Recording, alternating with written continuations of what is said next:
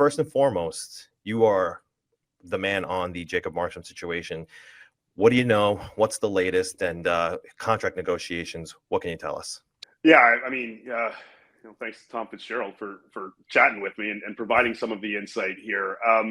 When Markstrom went down, they kind of put a pause in negotiations simply because, I mean, both sides seem pretty confident that they're going to figure this out, and let's just have him focus on, rehabbing and getting back to it. And he's a little bit ahead of schedule, by all accounts. So he's on the mend. He's on the road to recovery and ready to get back in it pretty soon here.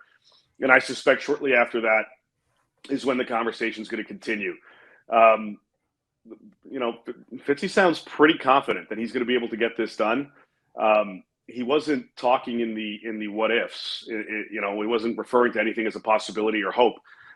It was, we're going to get this done. So I believe him. It's going to take a little bit of time. They have to go back and forth. I think the interesting thing about this, it's an older contract. In terms of 35 plus, he's going to be 36 next year. You can structure things a little bit differently, and adding in different incentivized bonuses, is going to play a role by all accounts in this contract. He'll have his base salary. I'm sure there's going to be some type of signing bonus, and then there's going to be different incentivized bonuses along the way. Games played, game starts, round by round achievements, et cetera, and all of that kind of has to be figured out in order to get to that ultimate number.